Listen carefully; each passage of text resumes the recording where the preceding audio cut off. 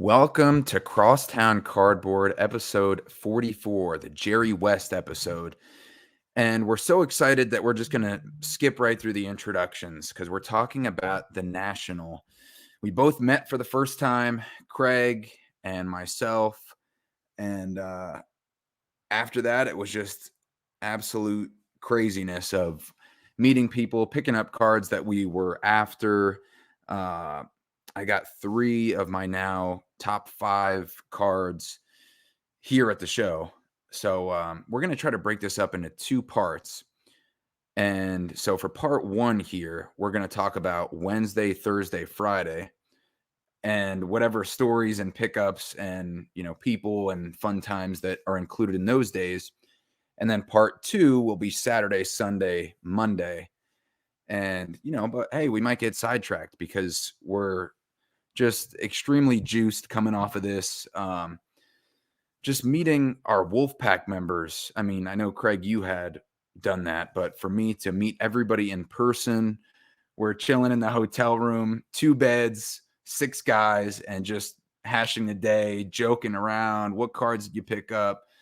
And just to get that childlike joy as adults is something special. And so shout out to everybody who made it to the National to experience that. And if you haven't, maybe by the end of these 2 episodes, you might be convinced. Plus, we have the WolfPack Roundtable, which will be coming out with the 6 of us who went, minus Dave. We would have loved if he could be there, but all 6 of us are going to be talking just like we were in the hotel room on this trip. So, Craig, what are some of your biggest takeaways? I know you could probably go on for half an hour about how much fun we had and some of the great times. For the 2 days I was there, 48 hours. Well, first of all, we are recording after the National, which means after meeting, you and I were still friends. So Yes. obviously, the initial meeting worked out. But, I was talking to my therapist about being in a flow state, being in flow, being in the zone. And the definition I found was the flow state is the experience of being so absorbed by an engaging, enjoyable task that your attention is completely held by it. You generally lose a sense of time, self-consciousness, and anything that doesn't have to do with the task at hand. In flow, you feel as if you could keep doing whatever you're doing forever. I would say that is how my 48 hours in Chicago felt like. Wow. I was thinking about that flow state actually when I was like how we were just kind of acting and enjoying and being with each other without thinking about it very much. And I would have to agree with you right there, 100%. So Yeah. what about how you made out at National, like the cards you brought back and the people you saw and caught up with, like an overarching start before we dive into each day? Overarching, for me, it was a 10 out of 10 experience. This was some of the most fun I've had in a long time, outside of, family stuff, weddings and all that. But as far as just an activity, being with friends, I had nonstop fun and smiles and laughter and enjoyment for 2 days straight. I came home with 8 cards. One of them's now gone. So I have 7 cards remaining. And I would say 5 of the 7 are cards that are going to remain in my PC that I love, that I was happy to pick up. The people, incredible. You're going to hear everyone say the same thing, and I totally agree. It was about, the people you met for the first time, networking, connecting with old friends. But it wasn't just meeting the people and the conversation, but it was the nature of the conversation. Mm-hmm. I feel like even getting a chance to chat with someone for 4 or 5 minutes, you really learn a lot about the person, about their experiences. So all my conversations were just very real and very genuine because I felt like I was talking to people who I just naturally was running into. I know you're disappointed that we didn't get to say hi to one of those content creators, but it's just not my style to, go up to someone like, hey, like I let the conversations happen naturally. And I think that happened throughout the show just by walking around and wandering. And yeah, the show layout was pretty tough, but that allowed me to kind of just get lost at times and see tables and people that I might not have. Yeah, 100%. And speaking of the show layout, I guess that's a good place to start. The Wednesday that I got there, which is one day earlier than when you flew in. So I meet Big Ken at Sports Card Lessons in the airport. We're trying to navigate to get to each other. Finally, I got to him and, big hug. And we went to our hotel room, quickly went to the show, and Ken, shout out to the great job he did organizing our room and the booth that him and Rob set up at the actual show, he got me a dealer pass. So I was able to come in, help him set up. And, the dealers got to go in before the VIP on Wednesday. So I had very few people. It was almost completely empty, looking around, trying to figure out okay, here's the Fanatics booth, here's Whatnot, here's the Breakers, here's the guys with, these type of cards and so on. And so I went to the left side. It was completely, first of all, there's 2 massive rooms and then there's 3 rooms in between. It's an impossible space to cover. So the left side was vintage baseball for the most part. And then the right side was, you turn into the right, you make a right, and it's a lot of dealer space. So anyway, I was just getting a lay of the land, making some notes in my phone. Okay, this is here. This is by whatever booth, a card I like. And I came across this card, which ended up being my first purchase, this Phil Knight custom Jordan 1 authentic autograph. And it's a custom card. A guy was giving me the story. And so I scoped out the scene, but I was so busy with work the Monday and Tuesday before I left, I didn't go to the bank. So rookie mistake, for my first national. I know. I'm sorry to tarnish Cash the is brand. king. Cash is king. You got to do better there, but you live and you learn. I know. So thankfully I reached out to our WolfPack, which we'll get to our trade night in a little bit. And Tony came through with actually a good amount of money. I was a little nervous to ask, but he held it down. But before he got there on Thursday, I had to borrow $150 from Big Ken, ran over, picked up this card, and just a really unique thing. And plus being right outside Chicago and learning more about the Phil Knight Jordan story from the recent movie with Ben Affleck and Matt Damon.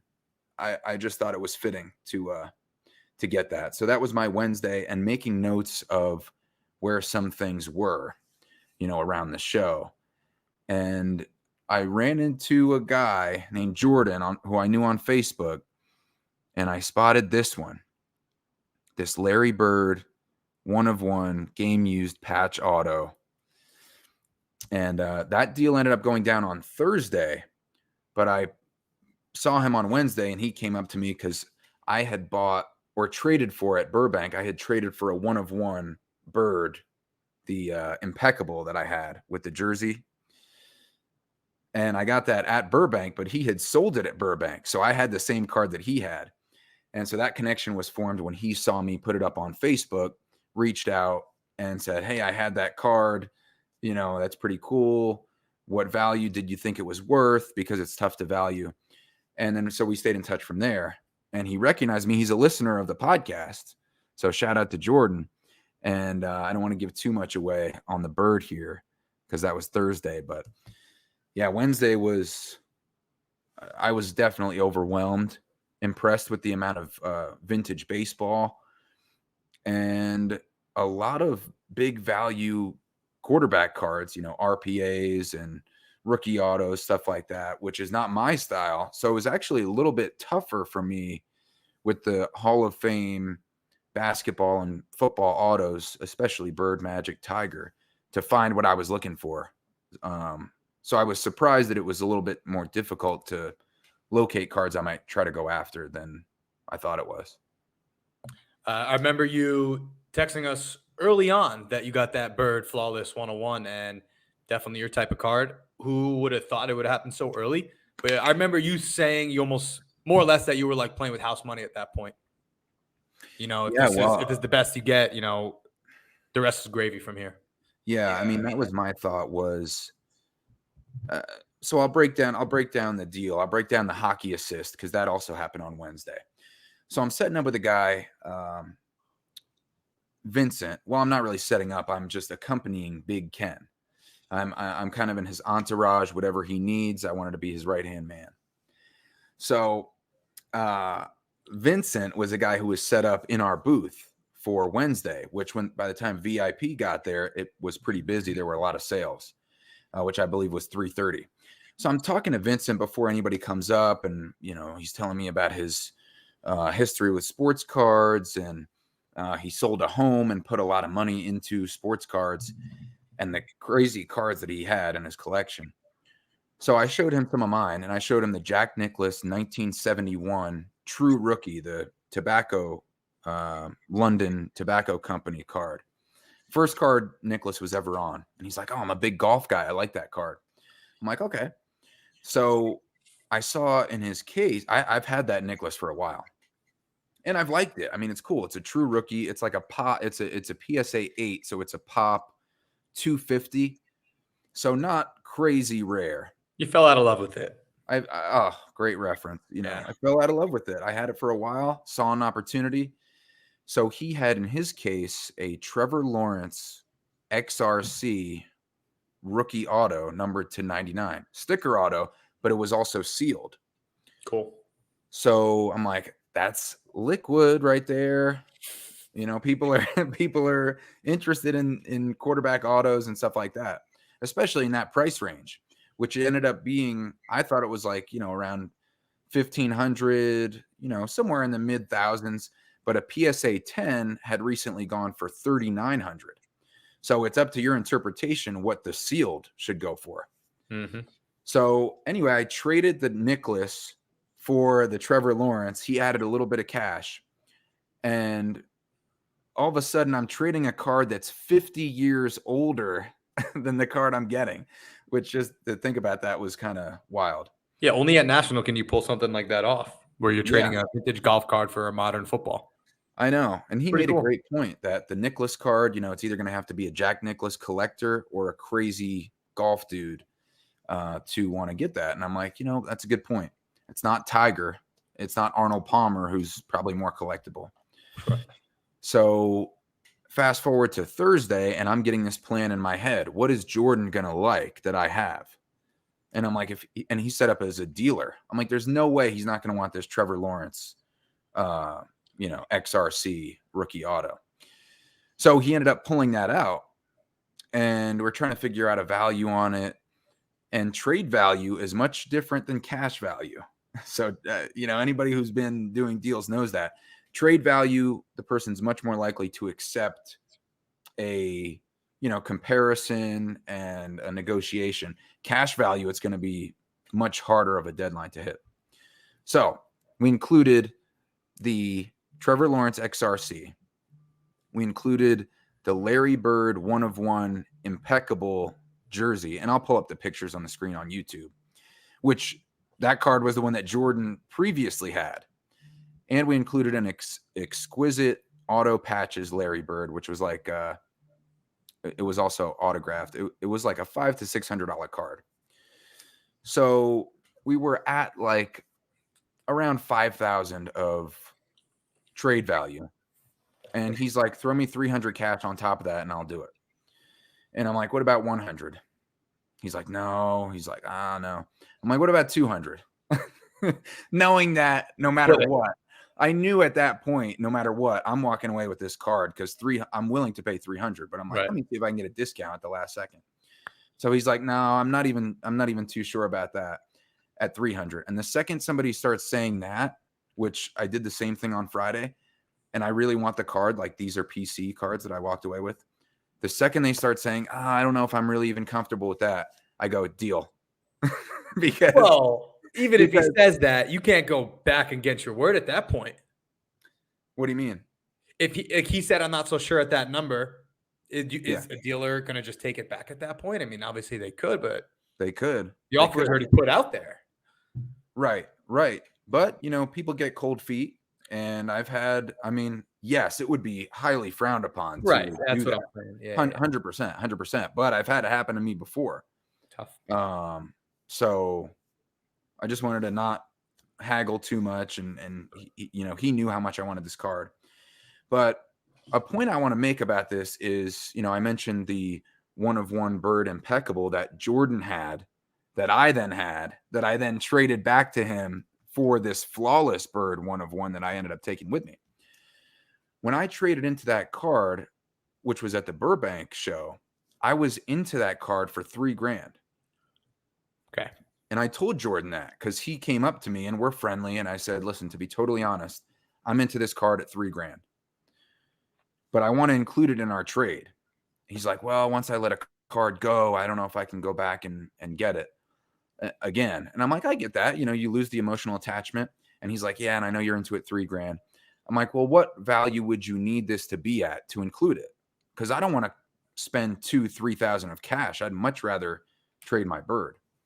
So he's like 2,000. So I'm like, wow. So that's going to be $1,000 hit if I include that. But it was for a better cause with the flawless. So the Trevor Lawrence XRC auto that I had gotten the day before, we included that. That was like $1,000 profit from what I traded it into, from what I was into the Nicholas for. Right. So that evened it out to be about even. 1,000 lost the impeccable bird, 1,000 gained the Trevor Lawrence XRC auto. The exquisite bird was at value that I got it at. So I'm like, it has to be done. Let's do it. Nice. And walked away with a 100%, Grail card. Yeah, I mean, it doesn't get much better than that for Larry Bird. Yep. That was Thursday morning. Yes, I'm hyped about that. And then we met. Look at that. We met. Oh my gosh. So can you I came to you because you're like, I have no idea where I am. I'm here. I'm in the back room. And I'm like, what do you buy? You're like, Mealy Pops. And I'm like, oh, I know where that is. I'll be right there. Yeah. What was the build up for you? Because I know I was nervous, to meet you for the first time in a good way, but what were you feeling and how was that scenario for you? Well, I did walk the show floor probably about an hour first, just because like I gotta take a lap here. I gotta see what's going on, and then we'll meet up. But then once we did, you came over. You had the camera filming, right? I believe. Yes. There you are, fanny pack perfectly placed, and from there, we just hit the show running. Quick hello, and then you and I were just kind of doing our thing for hours. So that was cool. That was cool to, even though we don't collect the same, we managed to, I would say, have a very successful walk around the whole show on Thursday. Yeah, we did, and I saw you smiling from like, 2 booths away. I'm like, look at this guy, and your energy was just infectious. I was feeling great, just great. Yeah. It was an easy flight in the morning. My fanny pack fit the perfect amount of cards that I needed in it. I wore the right shoes. Backpack wasn't too heavy. And I was just eager to make some deals, which, as you saw from me on the first day, not too much happening for me. Yeah, right. Except for the one big flip. Right. So let's talk a little bit about that. So we hit the ground running. Your energy, because I had just come off getting this bird 1 of 1, and I'm like, this is a card that I came here for. Like, if I just leave with this, it's a win. Exactly. So I'm hyped. Not only off that card to see you, and then you are just a million miles an hour looking at cases, talking to dealers and do you have any soccer and stuff like that. So, and I know you didn't make any deals until that flip, but how did the day progress for you from there? I think what you saw was my New York City side come out of me. I'm always like on the go, doing this, I'm doing that. But 1, it's my style. 2, I'm there for 2 days. Obviously, I want to see a lot of people, but I want to see the cards. I want to look at showcases, try to hit everything I can.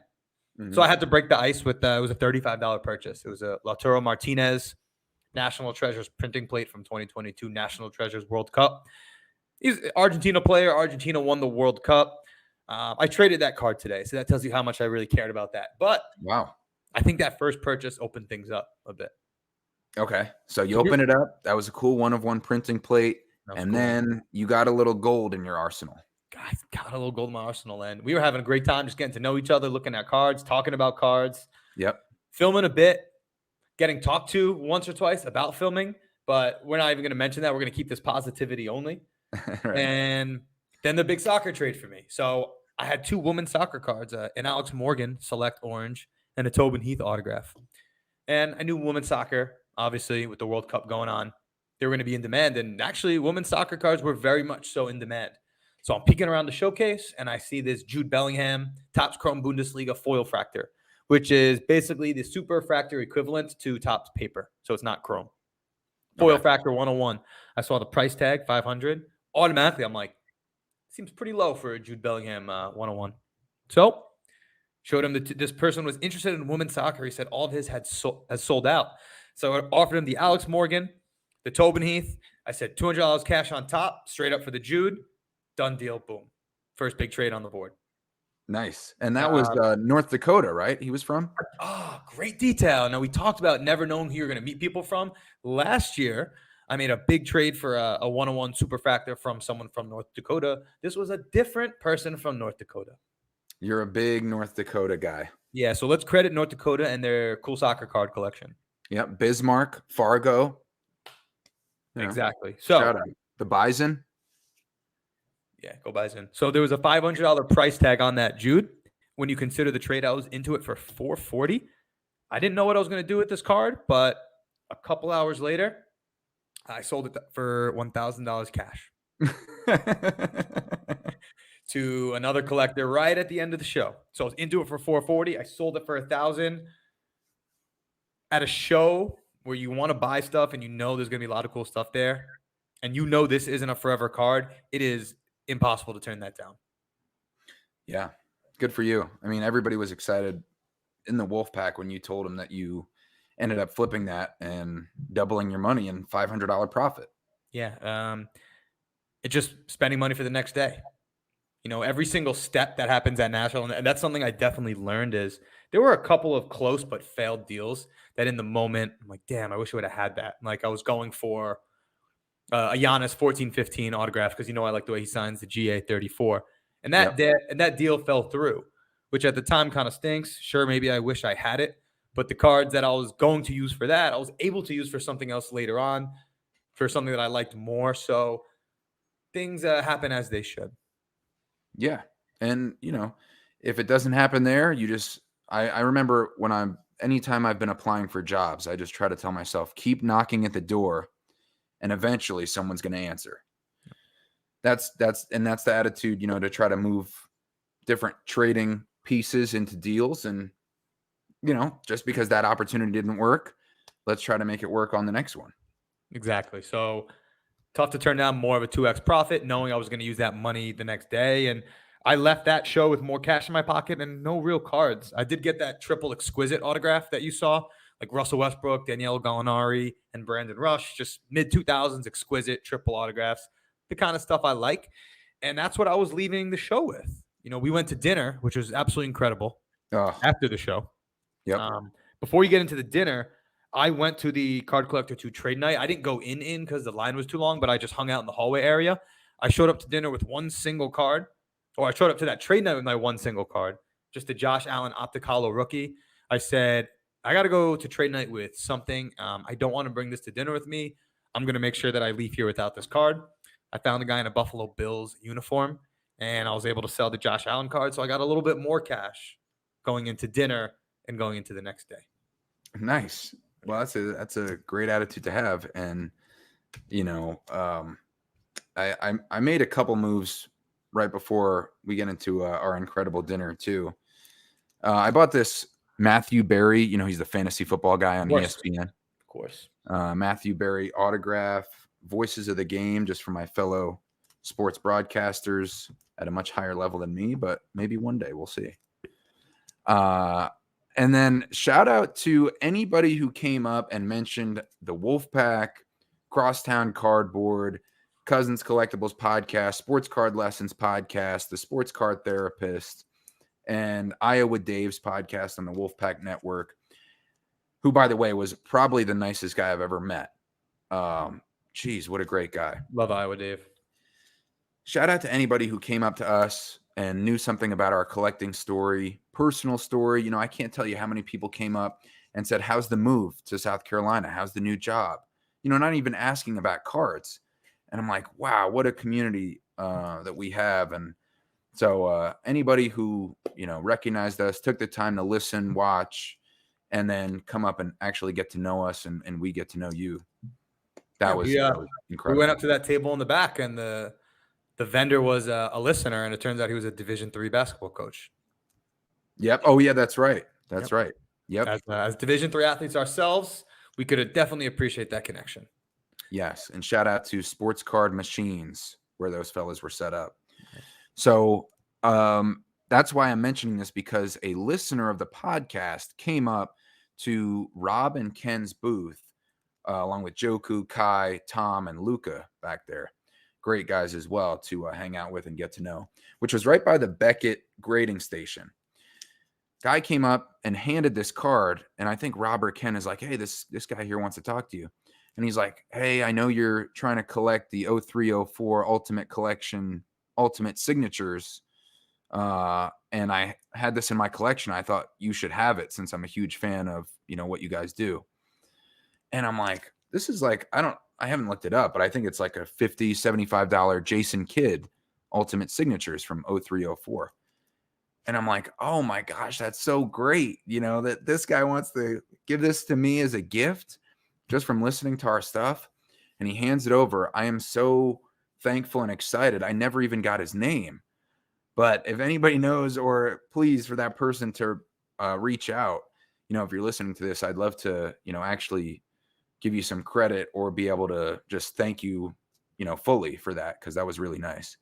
But, Rob and Ken, turned to me. They're like, oh, dude, that's awesome. Which I have to mention this. Speaking of Thursday, I'm fast asleep. I'm getting more rest. Ken set up early because he was dealing. I was just going to walk the show. And I hear a knock on the hotel door, and it's like, yo. And I'm like, oh, Ken must have forgot something. He's coming back up to pick something up. In walks this burly beast of a man. And he's like, Carmine, what's up, man? And I'm, wiping sleepy sand out of my eyes. And it's Rob, our buddy, sports card therapist, wakes me up on Thursday morning. And this guy was like a shot of espresso to the veins when I first met him. I mean, what a welcoming, incredible, positive, hilarious dude. Just like fun-loving. And kind of like meeting you for the first time, his positive energy was like overwhelming. I'm like, I can't possibly be upset when I'm hanging out with these guys. They're just, looking for the great aspects of life, cards, joking around. And, I know we're going to talk about the cards a lot more, but the personal side of it was just so great. And I have great stories with the cousins too. So what did you think of going over to Gibson's for dinner? Because we sat down, we saw Emmitt Smith, Warren Sapp, they walked in, and then we had a great meal. Yeah, I had never obviously talked to all of you guys in different settings, virtually and in person, but I was very much so looking forward to that intimate setting of just sitting down at dinner, talking about cards, sure, but just life and each other in that type of setting with real friends. So that was unbelievable. But I knew Gibson's was going to be the spot, given the proximity, given the reputation. I mean, how cool is that? We're eating dinner there, and boom, right past us walks Emmitt Smith. 5 minutes later, right past us walks who was it? Warren Sapp. Warren Sapp. That was it. Not to mention we got incredible pieces of meat with good sides and good company. Ken was going crazy. He had 2 club sodas. So big Ken, you dog. Big Prosecco guy. And it was an amazing time. Great dinner, good vibes. And we hit up a trade night afterwards. Yes, we did. And Trade night was a vibe. It was good. Yeah, it was packed. And I'm interested to hear. Yeah, it was at Lowe's. But to your point also about, just hanging out, talking, I was asking Cousin Oz and Cousin Tony, who I think we might break up and form our own thing after this. That's what some are saying, that we had a triumvirate going between the three of us. But anyway, I don't want to ruffle any feathers. I'm asking them about mortgaging your house and refinancing and what that process is like, because they've both been through it. But I mean, they're like big brothers, I would view them, especially after this trip. But just to your point about not talking about cards, it's just great to make new friends on that level, especially when it's so difficult to do as adults, Yep. So then, so we took that energy into the trade night. And we had very different experiences at this Lowe's trade night on Thursday night. I would like to point out when we were going to the trade night, you and I, we put on a little bit nicer shirts. Yes, for the Yeah, steakhouse, we had button down well, polos. it was a nice night. I felt like it was my night out. I don't really go out like that, so Yep. I felt like when we were walking from Gibson's to Lowe's, like we were walking into the club. It's Okay. generally how I felt. We were walking over. Rob had to go to his vintage trade night, but me, you, Ken, and the cousins, like in our posse, in our group, walking into Right. it, I genuinely felt like we were a crew walking into the club. Yes. I Yes. mean, Lowe's was cool. You walk in, you got that really nice bar and the restaurant to the right. We got a drink, just walk around, a classy drink, some whiskey, look at some cards, and then to the left was that madness over there. And then past the restaurant to the right, up ahead, there was more madness in that hallway. But we did have different experiences because I think we were trying, as a group of 5 of us, we were trying to find some real estate or basically what to do. These trade nights are a free for all. And if Right. you recall on this show, I talked about last year's trade night and how I was with a group of friends and they had the right idea to find real estate and put their cards out. Where I was the one that walked around and like looked at what other people had. And if you recall me talking about this, my regret from last year, which I would do differently this time around, was I want to be on the floor with my cards laid out, Yep. which Yep. I did. Tony and Oz were with me. You decided to walk the floor. Now, Yep. before I get into some of the ridiculous conversations and incredible experiences I had from being on the floor, tell me what went into your decision making there to walk around as opposed to finding space on the ground to set up. Yeah, that's a great question. I am well, first of all, I'm always very blown away by the quality of cards that are just strewn out on the hotel floors. And we'll get into that a lot more on the national recap videos that I'll be putting out, like kind of like the one I did for Burbank and the San Francisco card show. So that'll be coming out soon. All of our hangouts and deals and stuff like that, from a first person perspective at the show, recap video. So this guy on our left, I look on the ground. I'm like, dude, look at this card. It was a dual auto Michael Jordan, Tiger Woods. And he's like, yeah, I just bought this for 30 grand. I'm like, this card's just sitting here on the hotel floor. So just bought it for 30 grand. Yeah, I mean, wow. So we're walking around. There was that madness to the left side. And then we found the long hallway. And from my experience at the show, I'm like, well, I'm not really finding the stuff that I want to find or that I'm interested in by setting up. I need to go seek out these cards because I have a specific style, that not that many other people have or will be bringing me that type of card if I just sit down.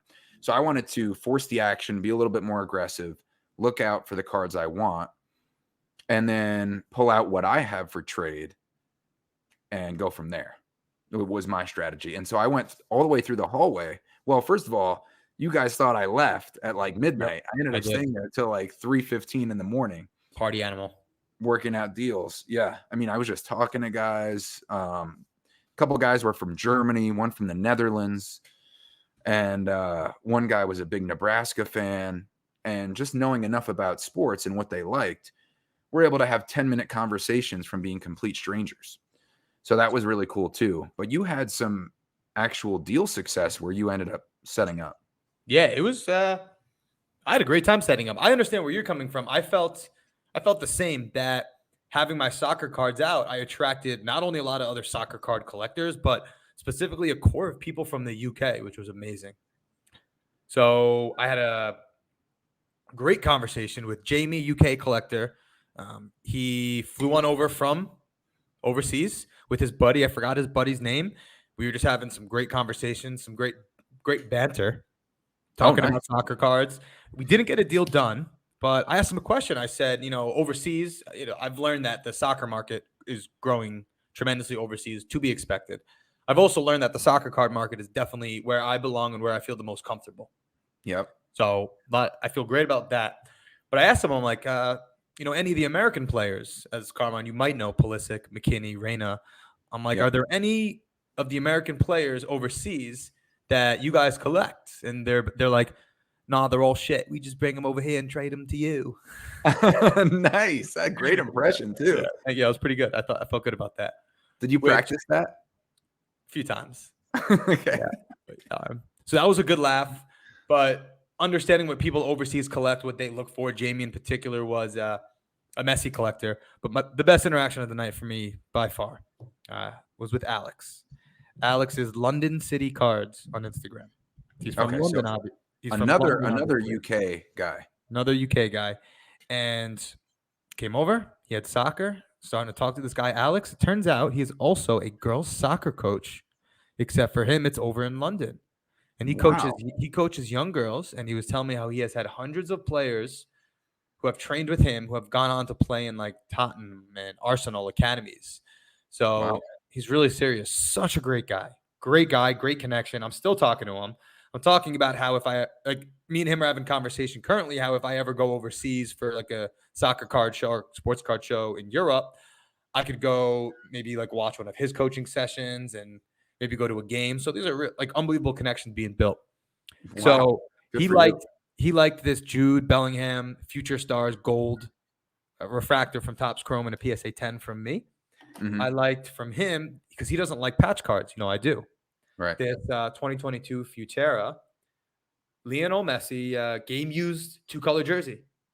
Wow, I didn't see that you got that. And what's cool, it's numbered out of 10. And what's cool about Futera, this set, is it tells you the exact game that it came from. Wow. So Messi game used, and we were looking up comps on this card, and he told me roughly what it's worth. So I had my Jude Bellingham, and I was like, yeah, so there's no comps, but they're out of 5 version. And he's just like, hey, doesn't even matter. I'll do the deal 1 for 1. Wow. It was such a friendly, positive interaction. So we did a straight swap. He got my Jude Bellingham. I got his Messi. And now we've created a connection. So that is Alex from London City Cards. Such a positive interaction with a fellow soccer card collector and girls soccer coach from overseas. How about that? Dude, that is awesome. Yeah. And that is one of the few times that can ever happen at the National like Exactly. that. You know, people flying in from overseas to come to a card show.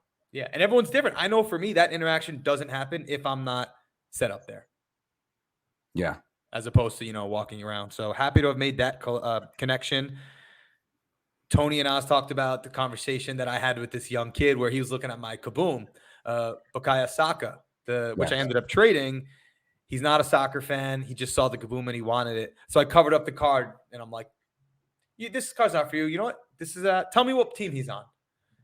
And he couldn't even tell me that. So I'm like, this card's not for you. You're not, you don't need this. You saw the shiny Kaboom and you wanted it. So another one of those interactions. But that's the second time, because it also happened with a Pulisic. What's the name of that card? Pulisic Manga. And coincidentally, both of those cards I traded in a bigger deal later, which we'll recap. One more crazy interaction. Hold on, Craig, what's your thought behind, especially with kids, because both of these situations when you denied them getting your card was with kids. What's your intention when you do that? And what are you hoping to accomplish by telling them this isn't for you? I don't really go in with an intention of what I'm trying to do, but I don't know. I like messing around with them. Like you say deny it. I know, obviously, you know that I'm not like that harsh denying them. No, but it's for their best interest. No, I know. Yeah, right. Exactly. Yeah. So I guess for me, I like moving, soccer cards to other soccer collectors. He was going to buy this card. He had no idea who the player even was. He just knew it was a Kaboom. Wow. So if he really wanted to make a strong offer, he could have, but I didn't even get to that point. I told him, let's just like friendly. Like, this isn't for you. This isn't what you collect. Stick to what you know. Right. That's smart. And that's really looking out for the kids too. I mean, because it's understandable they get excited, they want to make deals, but you're helping them avoid a mistake, most likely. Exactly. And another cool interaction was with Matt Herman, who has an insane collection of some really nice soccer cards and Justin Bieber autographs. So I'm sandwiched in between Tony and Oz, and this guy, Matt, comes over. We're just talking, and we talk about being set up, attracting what you have out there. And I had my Justin Bieber Drake, which was like a $5, $10 card. And he's like, oh, yeah, I've got tons of Justin Bieber autographs. Wow. So this guy, and he shows me a picture. He's got like 10 of them. Not quite what I wanted, but I did leave that trade night not even trying to make a deal for them. He showed me a picture. He had the Justin Bieber autographs in his room. But I later messaged him. I'm like, you know what? I'm kind of thinking about that. So if you have any of those Justin Bieber autographs available, let's talk about it. But that was a Okay. fun coincidence. And other than that, just a good time vibing with people. No, sold a couple more cards. Sold an Iverson autograph to our boy Ryan, Philly cards. We got a nice Nice. family picture there. Yep. Yeah, so I just had a really fun time at that trade night Thursday night. Yeah, that's awesome. And so when you guys left, you thought I had also left because I was in the back room that was kind of hard to locate. Okay. And I'm just, looking at things I can pick up. I picked up a Damian Lillard flawless auto out of 10, a Magic Johnson Game Gear patch auto from National Treasures, and a few other cards too. But the one that's going into the PC is this Larry Bird SP Signatures on-card auto from 0304. Mm-hmm. And, like we've been talking about, I just love those early 2000s Larry Bird on-card autos. So that was perfect. And I traded an Antonio Brown rookie contenders auto in a PSA 10 and like $140, which I thought was a steep price, but these don't come up very often. Yeah, no, you did good there. So, I got a PC card and I was happy with it. And so some of those cards, though, that I ended up getting, actually 2 of them I included in a big trade that we won't get to until we talk about trade night, which was the WolfPack trade night on Friday. But how was your show experience on Friday? Because you made a big deal for Friday. a PC card. Please go over that one. So I woke up Friday. I'm a social person, but I often like to do my own thing. So I knew Friday for me was going to be my time. I was energized. I woke up. Show started at 10. I thought I was going to have to go in at 10. Luckily, Rob was able to give me a dealer's badge, and I was able to get into the show at like 9:30, which was yeah. Well, then you just borrowed mine, didn't you? I guess that's what it was. Yeah. But I was in my hotel, the Hyatt Regency, which was absolutely the place to stay. And I'm just walking around the hotel. I go down, I get my breakfast. I grab a light sandwich. Gary V's over there eating breakfast with his team. I'm like, oh, this is pretty cool. So I just go sit down on the couch. I chill. I reflect. I drink my coffee. I shower. I am ready to go at 9:30 a.m. I said, okay, right. I got the lay of the land Thursday. I got more cash in my pocket than I came here with. It's Friday. It's go time. Yeah. So thank God Rob let me in a little early. The place was kind of empty, but right by his table, I found this beautiful Knicks card. This was about 9:45 at this point. So the show hadn't even started. The price tag was $300. I said, this is going into I was talking to him. I tried to make conversation with people. This is going into my PC forever. What's the PC discount? Nice. He The said, PC discount. I'm going to have to start go. using that. That's good. $240 cash deal. We've got a 2013-14 flawless Larry Johnson, LJ, dual patch on card autograph out of 15. Bang, right to the Knicks. With the dual patches that's a really nice set that they did. And you could see it's like orange and black from his like the outlining of the jersey. Yeah, like the shoulder area or the collar. Exactly. Yep. So Larry Johnson signing with the number 2, which somebody told me he doesn't do a lot. Oh. So okay. I'll take their word for it. Flawless dual patch on card auto, Larry Johnson, one of my favorite Knicks ever.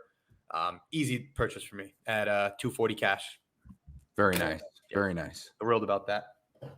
And you kept the Knicks theme rolling because of the other card that you got, which I think, I don't know. You could tell me what you think is cooler, but this one is really cool. I'm going to jump chronologically and we'll get into the big soccer deal later. But my other Knicks pickup was with Barnes cards. And I enjoy a trade or an interaction where you just have a good conversation with somebody first. Yep. We were getting to talking, and I'll get right to the card. Again, coincidentally, 2013-14 Panini Flawless. No autograph, but game worn chunky patch this time. Charles Oakley, Big Oak. And this is the R from New York. Wow. I had this Giannis National Treasures patch that had been sitting in my collection for over a year. So I traded the Giannis, which was stale. I added $100. I probably overpaid, but for a card like this, I mean, that's what you do. Yeah. So What can you do? I mean, and to say that's chunky, is an understatement. I mean, that's one of the nicest patches I've seen with 3/4 of a letter from Charles Oakley's jersey. listen, I came here for unique, cool Knicks patches. I would certainly think mission accomplished there. Yes. 100%. Thrilled about that. So 2 big Knicks patches to the PC, definitely there to stay, and the type of cards that only a national not only could you find, but could you make deals for. Yeah. So to piggyback off that, couple of small pickups that I got on Friday, which I wasn't, after I got that Bird 1/1 patch auto, I'm thinking I'm all set. I'm like, oh, that makes the show. I'm holding it up again on the Crosstown Cardboard YouTube. But I'm like, that makes the show. I'm set. I can sit back. I already got, and I'll hold this one up too, as I was talking about a few weeks ago, I already got the Magic Bird Dual Exquisite Auto, before going to National. So I'm super set. So I was taking it slow, just observing, picking my spots. And I just got this $10 Jordan Hawkins Leaf Auto just to commemorate the UConn domination for the men's basketball team this year. And then I got this Wiz Khalifa Leaf Auto, which actually there's a different type of leaf on the card. Hey, question for you. Was the dealer a little high on it? Oh my gosh. Actually, he was. I paid over comps for this. Nice. I think the last sale was 80 and he's like 100 is my absolute lowest. I'm like, how about 90? He's like, deal. I'm like, so 100 was not your lowest then. He lied. But Wiz Khalifa is my favorite artist growing up in high school. I used to listen to the same song. Was that when you were living young, wild, and free? That's another good one. I used to listen to The Race with my favorite song. Got me in the zone, got me ready. So it was actually pretty slow up until the WolfPack trade night. And I don't know if you want to start off with your thoughts about the trade night, but anybody who was there.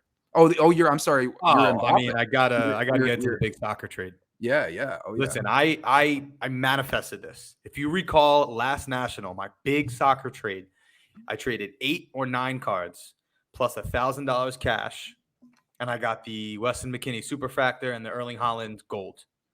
So I talked about it. I said to you on this show, I want to create something similar where I'm able to take some of my more mid-end soccer cards, add cash, and get a banger. Yep. I wanted the Messi Gold, which obviously didn't work out, but some big soccer card that's going to be a centerpiece of my collection. So I had gotten that first card at 9:45 a.m. This is 10:15 a.m. So the show's still relatively fresh, but I'm buzzing. I am out on the show floor, full tilts, feeling good. So I laid my eyes on this card right here. I'm like, yep, that price seems about right. I think I have the assets. We're going to make this happen. Okay. So took out my soccer cards. I traded my Kylian Mbappe 2018 Prism, red Prism in a PSA 9, valued at around $1,000. My Saka Kaboom, that in a BGS 9.5 that the kid from the night before wanted. I said, nah. We valued that at around 400. I said, nah. We valued that at around 400. And then I had this Pulisic manga card from Prism. We valued that at around 200. And I said, I'll give you $1,000 cash on top. Wow. He said, 1,200. And then he's like, well, how about a dice roll? 1,200, 1,100. So either no. It's not 1,200 or 11. It's 12. It's yeah. Well, that's what we came to. That's what we got to. All right. You generous mug. That's what we got. I didn't offer that. He did. I said, fine. All right. It was fun. Okay. I was having fun. He tried to get one over on you a little bit. We rolled the dice. He went first. He got a 3. So you roll the dice twice. The highest sum wins. I like that better than a coin flip because now you're doing a little bit of math as well. It's beautiful. Right. He rolled the dice. He got a 3. I rolled the dice. I got a 1. He rolled the dice. He got a 1. I rolled the dice. I got like a 4 or 5. Boom, $1,100. We closed the deal. So around $2,600, $2,700 both ways. And I ended up with this. Just Beautiful, beautiful card. I'm going to take it out of the Beckett case so you really get the full effect and shine. Please. 2018 Panini Prism World Cup, Kylian Mbappe. So, rookie card. Blue Prism color matching a BGS 9.5. Look at that thing. Wow. That's a pretty looking card. Yeah, the color match on that is just eye-popping. Yeah, so beautiful card, iconic set. That was the year that France won the World Cup. Mbappe scored in the final. Yeah. And just the blue on blue, the Ad 99, the 9.5. And I am going to try to cross this over to PSA 10. Wow, good luck. Good luck. So you traded your Mbappe out of 149 plus much more for the out of 199. Precisely. But your out of 149 was a PSA 9? Yes. So it sounds crazy when you break it down like that, but the 9.5 versus the 9, the color match. Yep. 149, 199. What's really the difference? I think this is a way more iconic card. So yes. thrilled about this.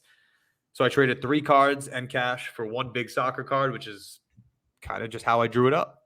And I'm very excited about it.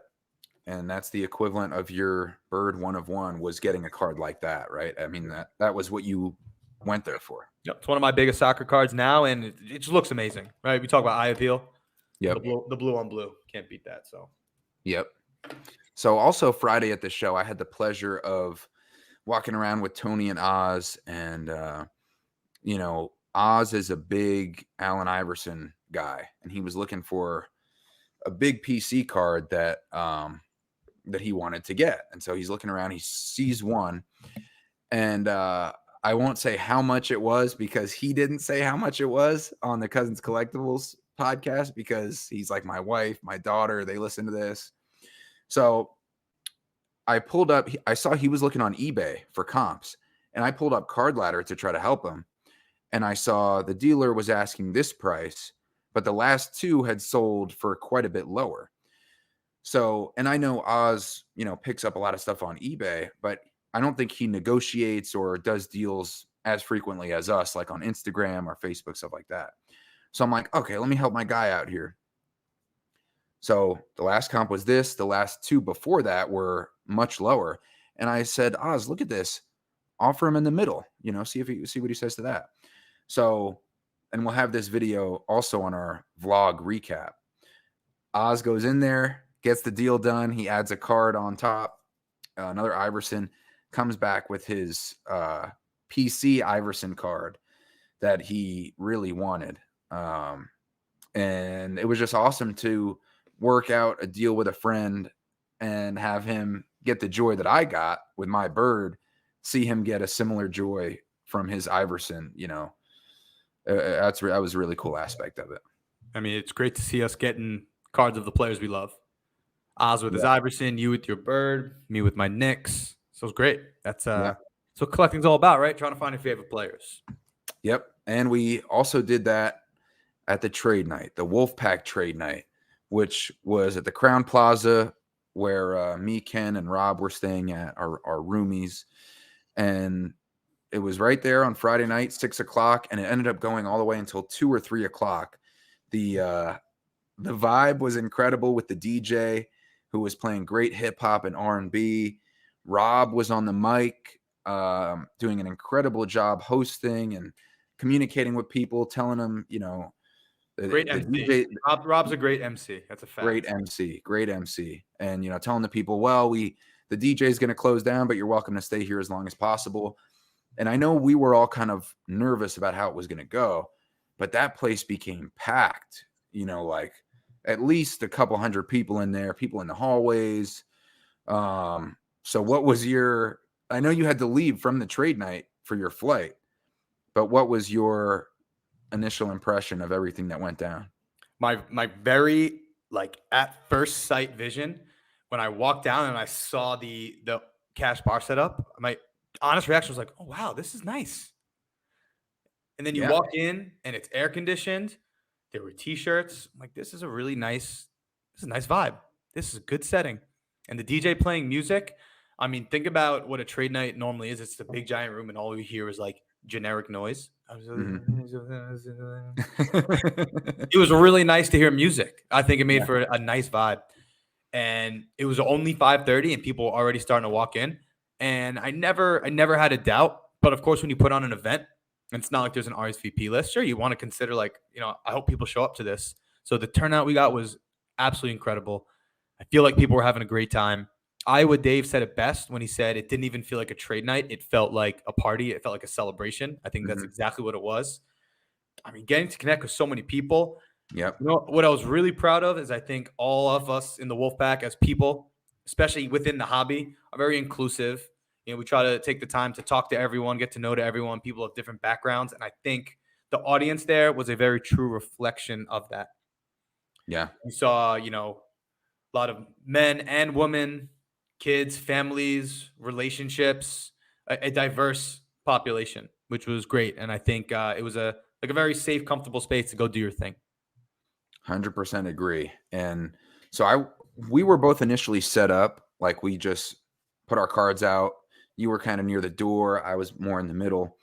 And I'm just chatting with my neighbors and learning, there were several experienced guys. Dave, Extraordinary Cards, was set up at my table. A bunch of other big names in the hobby came through. And I'm like, oh, I don't know if this is going to work. So I went on the tactic of being aggressive, put my cards back, and started walking around. And what do I see? Classic you. You sometimes you got to play defense, sometimes you got to play offense. So I went out, and this was a card that I mentioned that I was looking for, that Rob had, our buddy.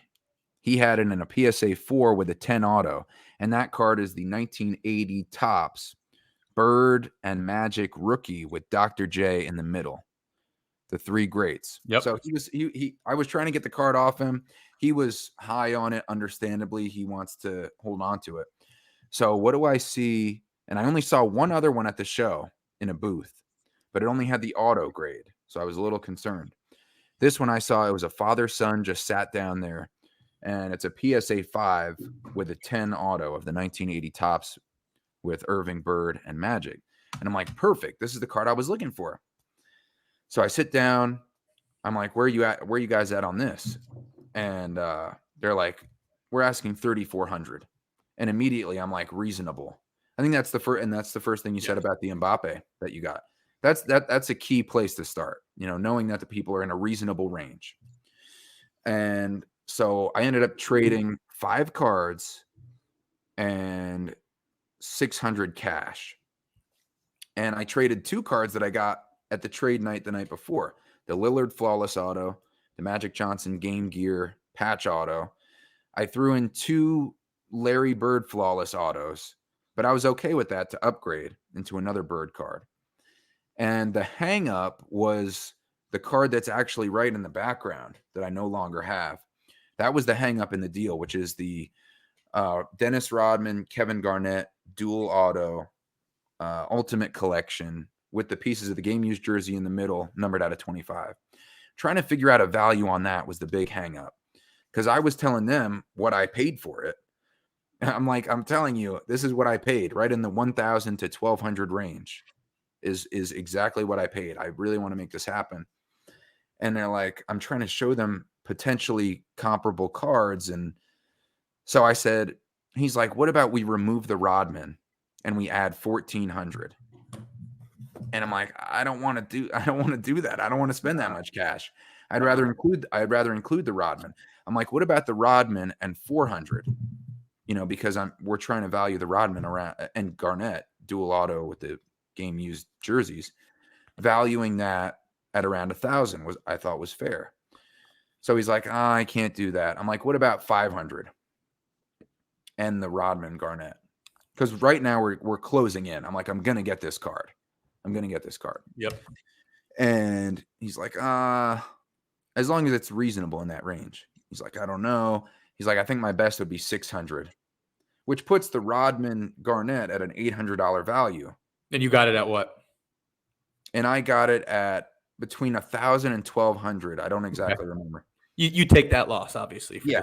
And so he's like, I think I had to do 600. I'm like, 550. He's like, no, I don't even really know if I'm totally confident about 600 because of that card. And again, the second he started saying that, I stuck my hand out and I said, deal. So we closed the deal. And which by the way, I'm giving out secrets because now anybody listening, if they start saying that and it's a card I really want, I'm going to have to compromise to what you're asking. But I ended up walking away with a card that I was just looking at under the lamp. Rob actually took a picture, and I'm just back in the hotel room. Like, I can't believe that I got this with all 3 autos, Bird, Irving, and Johnson. PSA 5 with a 10 auto. And there's got to be a great story here behind, like, and I know we're over the hour mark now, but it's a long recap. You know, Yeah. we had so much fun, and we'll probably have a shorter one for part 2. But you know, it was crazy to, and cousin Tony was there, and he was hyping me up. He's like, man, he was like, it was great to watch you in action there, you know, in the trenches of this deal.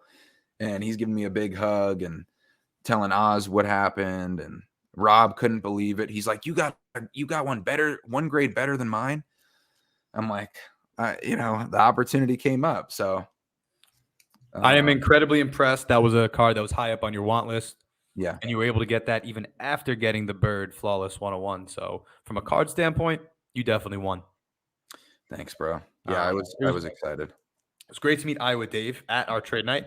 Yeah. I will say something that happened early on that actually, for the 90 minutes I was there before I had to catch my eventual canceled flight, one of the best moves I made is when our stuff was set up there at the same table.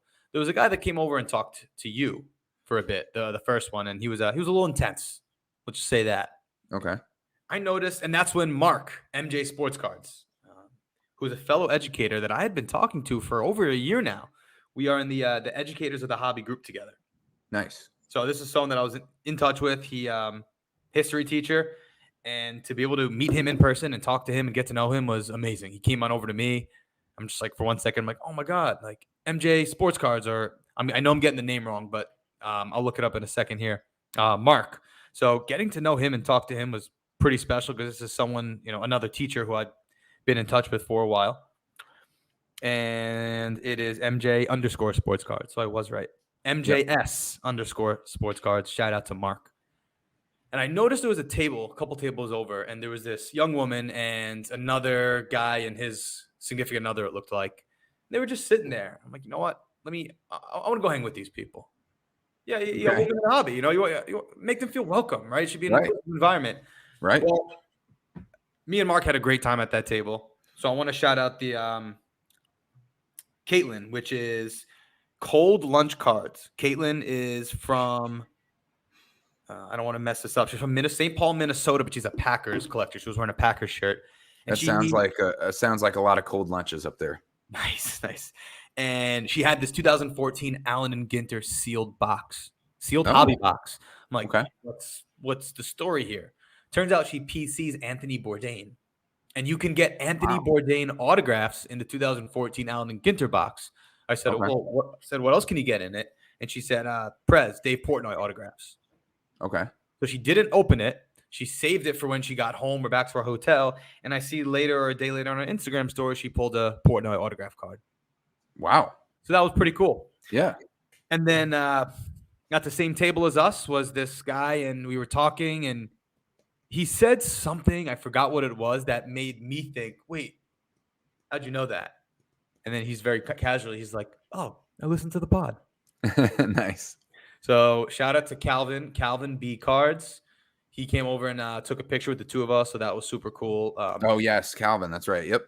Unintentionally talking to and getting to know a listener was very cool. So I was flattered. That was great. We had a great time all hanging. And what did I get at trade night? I sold a Giannis, that orange select jersey, to a collector from Milwaukee. I definitely did a lot of selling stuff to people from who root for the teams. Right. I had sold my only Rose Lavelle autograph to Emily, Young Millie Cards. Shout out Cards and Coffee. Yes, friend of the program. So I had to get one back. So I picked up this cool Goodwin Champions Rose Lavelle on-card autograph, and it's like their equivalent of a Color Blast, basically. And that was really it for me. Like I said, I was only there for 90 minutes before I had to catch my flight. But amazing conversations, great interactions. Met Iowa Dave. Had a really nice conversation with Erica. Love what you collect. Successful trade night. And I don't think this is going to be the last. So, Craig, we're up to right around 105, an hour and 5 minutes.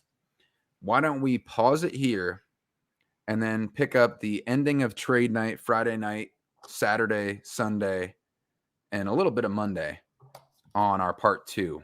You good with that? I'm good with that. Let me take a little break real quick. All right, bro. 2-minute halftime break. For this, we're going to release actually a special release. So we're going to have 3 WolfPack episodes, or 3 total episodes from us. This one being part 1. 2, the WolfPack recap with the 6 of us who went to National. The cousins, Ken, Rob, Craig, and myself. And then a 3rd one this week, which is just a duo regular Crosstown Cardboard, part 2 of the National recap. So we'll see you guys on the next one. Peace.